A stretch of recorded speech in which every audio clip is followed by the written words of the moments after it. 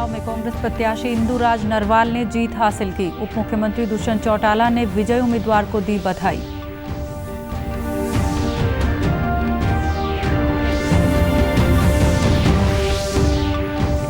सहकारिता मंत्री ने जींद सहकारी चीनी मिल के पिराई सत्र का किया शुभारंभ। कहा, गन्ना उत्पादक किसानों को खरीद और बिक्री में नहीं आने दी जाएगी कोई परेशानी।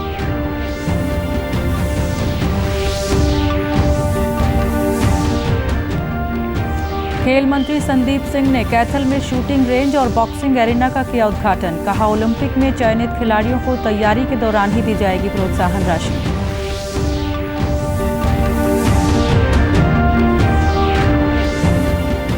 और नूंह जिले का भूतलाका बना देश का दूसरा ऐसा गांव जहां हर घर के बाहर लगी बेटियों के नाम की नेम प्लेट। नमस्कार, मैं मंजू सिंधु और अब खबरें विस्तार से। 3 नवंबर को हुए बड़ौदा उपचुनाव की आज मतगणना हुई। कांग्रेस प्रत्याशी इंदुराज ने 10,566 वोटों से जीत हासिल की। भाजपा जेजेपी प्रत्याशी योगेश्वर दत्त दूसरे स्थान पर रहे। भाजपा जचबा गठबंधन से पहलवान योगेश्वर दत्त, कांग्रेस से इंदुराज नरवाल, इनेलो से जोगेंद्र मलिक, लोसूपा से राजकुमार सैनी सहित 14 प्रत्याशी मैदान में थे। उप मुख्यमंत्री दुष्यंत चौटाला ने कांग्रेस प्रत्याशी इंदुराज नरवाल को जीत की शुभकामनाएं देते हुए अपने ट्वीट में कहा कि बड़ौदा विधानसभा उपचुनाव में पहलवान योगेश्वर दत्त ने सबको साथ लेकर अच्छा चुनाव लड़ा। हार जीत तो जीवन और राजनीति का हिस्सा है। बड़ौदा के नए विधायक इंदुराज नरवाल को बधाई। उम्मीद है वे हल्के का तेजी से विकास करवाएंगे। गौरतलब है कि 12 अप्रैल 2020 को बड़ौदा विधानसभा क्षेत्र से कांग्रेस के विधायक कृष्ण हुड्डा का लंबी बीमारी के बाद निधन हो गया था, जिसके बाद इस सीट पर दोबारा चुनाव करवाया गया था। बड़ौदा उपचुनाव के नतीजों पर प्रतिक्रिया देते हुए भाजपा प्रदेशाध्यक्ष ओम प्रकाश धनखड़ ने कहा कि बड़ौदा में वोटों की गिनती में इजाफा हुआ है और भाजपा उत्तर प्रदेश, मध्य प्रदेश, बिहार में भी बहुत अच्छा प्रदर्शन कर रही है। उन्होंने कहा कि वे पार्टी के प्रदर्शन से संतुष्ट हैं। और मैं जो है भारतीय जनता पार्टी के कार्यकर्ताओं को बधाई देता हूँ। जनादेश हमको स्वीकार है। हमने कहा था कि हमारे लिए एक अवसर आया, उपलब्धि में बदलेंगे, उसको उपलब्धि में नहीं बदल पाए। इसको मैं कहूँगा जैसे थे, जब पीटी परेड होती है तो एक कमांड होती है, उसमें जैसे थे पहले जैसे रह जाओ, तो कांग्रेस पार्टी वैसी ही रह गई जैसी थी। तो उनकी जो सीट थी वो उनके पास रहेगी, वही कांग्रेस का प्रतिनिधि उस सीट पर बैठेगा, इतनी सी बात है। लेकिन मुझे अफसोस है कि योगेश्वर जैसा एक महान खिलाड़ी हमारी विधानसभा में नहीं हो सका। सहकारिता मंत्री डॉक्टर बनवारी लाल ने आज जींद की सहकारी चीनी मिल के 37वें गन्ना पिराई सत्र का शुभारंभ किया। इस अवसर पर उन्होंने कहा कि प्रदेश सरकार देश में गन्ने के सर्वाधिक भाव दे रही है। हाल ही में गन्ने के भाव में बढ़ोतरी की गई है, जिससे किसानों को काफ़ी फायदा पहुंचेगा। डॉक्टर बनवारी लाल ने कहा कि किसानों को गन्ना उगाने और इसकी बिक्री में कोई परेशानी नहीं आने दी जाएगी। उन्होंने कहा कि चीनी मिलों के विकास में गन्ना उत्पादक किसानों का हमेशा अहम योगदान रहा है। सहकारिता मंत्री ने कहा कि किसानों को नवीनतम तकनीक अपनाकर गन्ना उत्पादन करना चाहिए और प्रदेश सरकार द्वारा लागू की गई सभी योजनाओं का लाभ उठाना चाहिए। ये जो हमारी शुगर मिल है, ये पूरी पिराई अच्छी तरह से हो और जो हमने टारगेट रखा है वो टारगेट भी पूरा हो। और किसानों के लिए एक खुशखबरी भी है कि माननीय मुख्यमंत्री जी ने गन्ने का रेट 350 रुपये क्विंटल कर दिया है, तो वो भी हमने लोगों को बताया है। और किसानों के लिए खाने पीने के लिए कैंटीन का भी यहाँ प्रबंध किया गया है, ताकि किसानों को किसी तरह की कोई दिक्कत ना हो। हमने वैरायटीज़ जो अच्छी यील्ड देती हैं उन वैरायटीज़ को किसानों को बताया है, ताकि वो वैरायटी उगाएं, ताकि उसमें अच्छी यील्ड आए और रिकवरी भी अच्छी आए और किसी को मतलब गन्ने को कोई बीमारी ना, उसके लिए भी दवाइयाँ और उनका भी लोगों को बताया जाता है। सहकारिता मंत्री ने कहा कि प्रदेश सरकार केंद्र सरकार की तर्ज पर लोगों को आत्मनिर्भर बनाने के लिए पशुपालन का व्यवसाय शुरू करने वाले लोगों को 3 लाख रुपए की राशि का ऋण प्रदान कर रही है। जैसे भी हमारा एक अच्छा वो है, पशुपालन भी ज़्यादा से ज़्यादा करें ताकि हम आत्मनिर्भर बन सकें। तो इसी के लिए प्रधानमंत्री जी भी बार बार किसानों के उसके लिए योगदान देते रहते हैं। जैसे उन्होंने अभी 1 लाख करोड़ का जो प्रोजेक्ट वो दिया है, एग्रीकल्चर इंफ्रास्ट्रक्चर फंड दिया है, उसके तहत भी काफ़ी सुविधाएं किसानों को दी जाएंगी। प्रदेश के सहकारी समितियों एवं बैंकों में राष्ट्रीय बैंकों की तर्ज पर लोगों को तमाम सुविधाएं दी जाएंगी। सरकार का लक्ष्य है कि सहकारी बैंकों से ज़्यादा किसानों को जोड़ा जाए ताकि आम ग्राहक एवं किसान को जन कल्याण सुविधाओं का लाभ मिल सके। सहकारिता मंत्री डॉक्टर बनवारी लाल ने नरवाना में सहकारिता बैंक की नई शाखा के शुभारंभ अवसर पर कहा कि सरकार द्वारा सहकारी बैंकों में आधुनिक सुविधाएं उपलब्ध करवाने के निरंतर प्रयास किए जा रहे हैं। राष्ट्रीय बैंकों की तरह इन बैंकों में भी किसानों सहित अन्य ग्रामीण लोगों को एटीएम और नेट बैंकिंग जैसी सुविधाएं देने के लिए योजना बनाई जा रही है। उन्होंने किसानों से सहकारी बैंक द्वारा दी जाने वाली आर्थिक सुविधाओं का सर्वाधिक लाभ उठाने का अनुरोध किया। हुआ है, लेकिन हमने जो नेशनल बैंक है उन्हीं के लेवल पे जो सुविधाएं एटीएम की या नेट बैंकिंग की हम कोऑपरेटिव बैंक में भी दे रहे हैं ताकि किसानों को किसी तरह की कोई दिक्कत नहीं है। और कई जगह हमने लगभग सभी जिलों में मोबाइल वैन का भी शुरुआत की थी। कोविड के टाइम में भी लोगों को आने में शहर में दिक्कत होती है, तो वहाँ घर जाके उनको ये सुविधा भी हमने उपलब्ध कराई थी। खेल एवं युवा मामले राज्य मंत्री संदीप सिंह ने आज कैथल में शूटिंग रेंज और बॉक्सिंग एरिना का उद्घाटन किया। इस अवसर पर उन्होंने कहा कि इनसे निश्चित तौर पर खिलाड़ियों को फायदा होगा। उन्होंने बताया कि ओलंपिक में चयनित खिलाड़ियों को तैयारी के दौरान ही धनराशि दी जाएगी।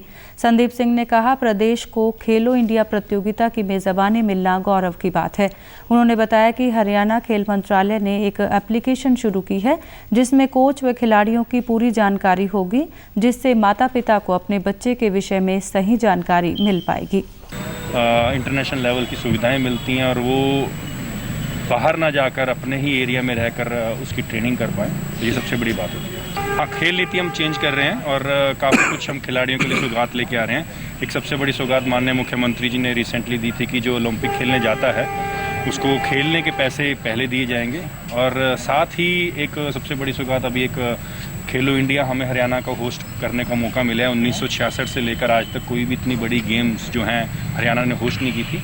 और तीसरी बड़ी सौगात एक अभी ऐप शुरू की है हमने और बहुत जल्दी उसका वर्किंग में आएगी, जिससे कि खिलाड़ियों की आप अपडेट्स, उनकी परफॉर्मेंस, उनकी ट्रेनिंग सेंटर्स, हरियाणा में कहाँ ट्रेनिंग सेंटर्स हैं और उस ट्रेनिंग सेंटर्स में कौन कौन से कोच ट्रेनिंग करवा रहे हैं, मैपिंग और उनकी हर कोच के पास कितने स्टूडेंट्स हैं और उनकी हर साल में क्या क्या परफॉर्मेंस, सारा डाटा उसमें रहेगा। तो आइडेंटिफाई कर पाएंगे कि उनका बच्चा कहाँ पर परफॉर्म कर रहा है और कितने परफॉर्मेंस में है अभी।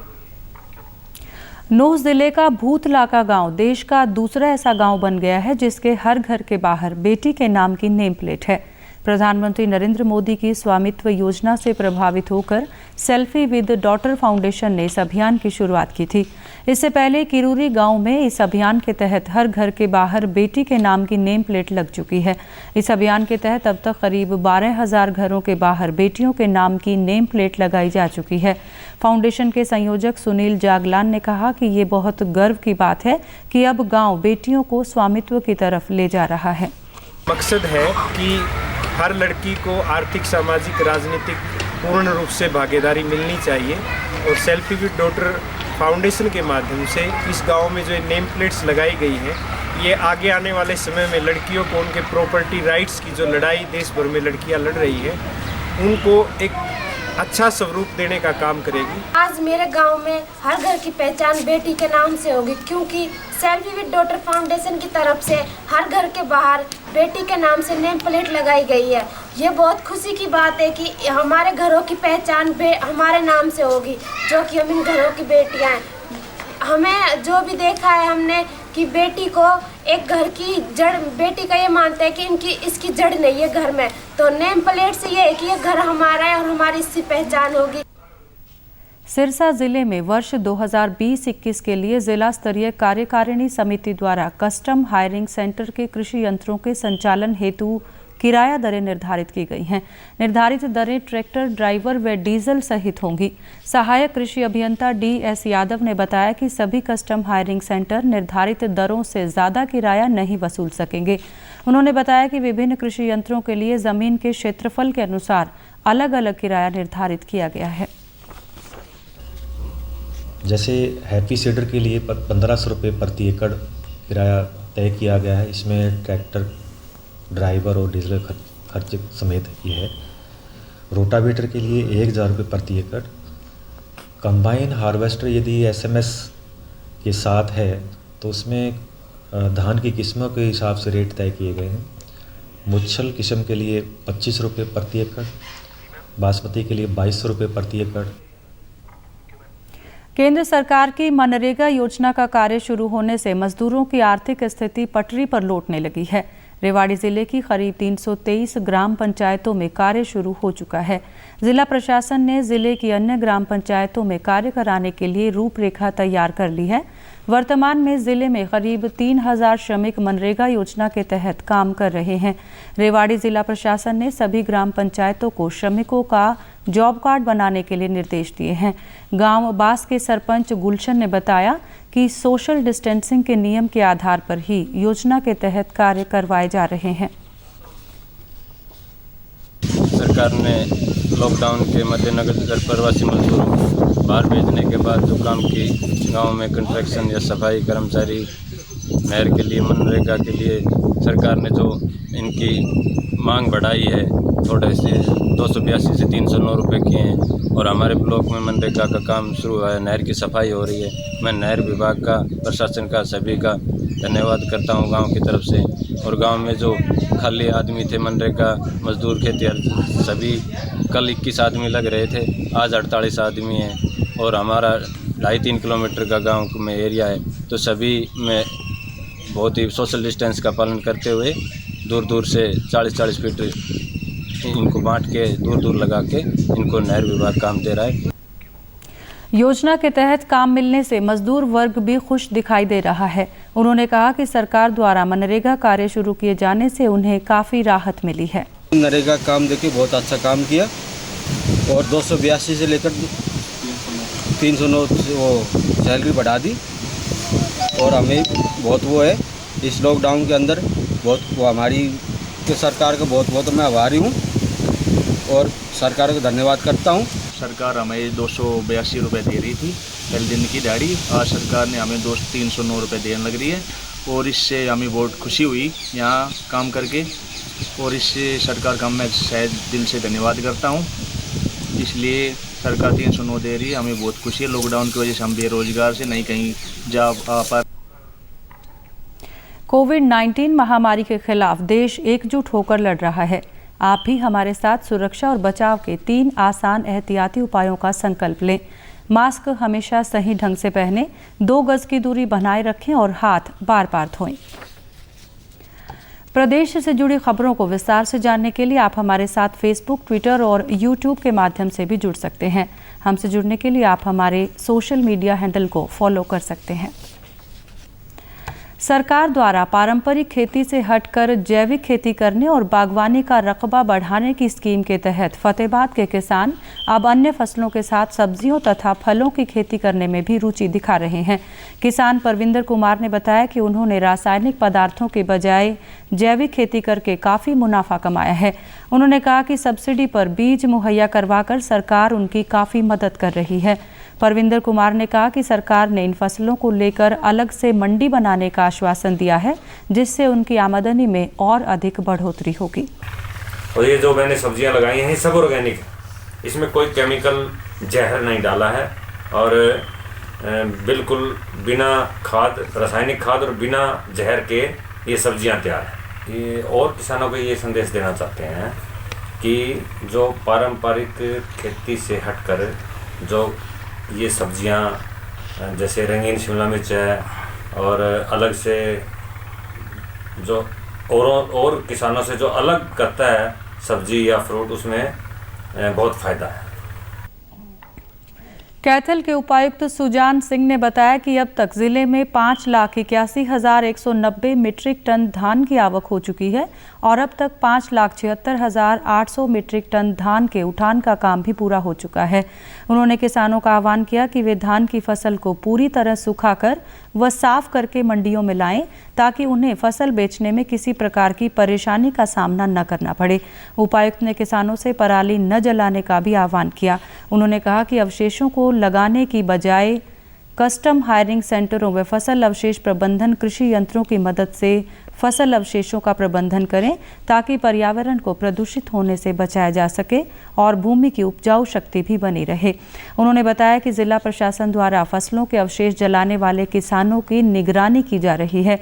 अवशेष जलाने वालों के खिलाफ सख्त कार्रवाई अमल में लाई जा रही है। और अब अंत में इस बुलेटिन के मुख्य समाचार एक बार फिर।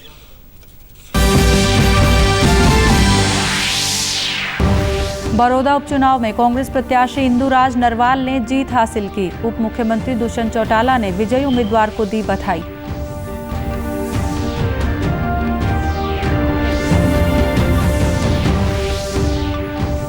सहकारिता मंत्री ने जींद सहकारी चीनी मिल के पिराई सत्र का किया शुभारंभ। कहा, गन्ना उत्पादक किसानों को खरीद और बिक्री में नहीं आने दी जाएगी कोई भी परेशानी।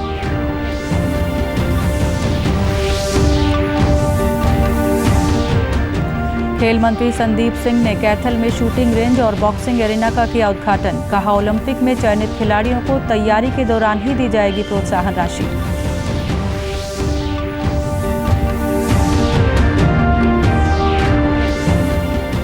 और नूर जिले का भूतलाका बना देश का दूसरा ऐसा गांव जहां हर घर के बाहर लगी बेटियों के नाम की नेम प्लेट। समाचारों में आज के लिए इतना ही। नमस्कार।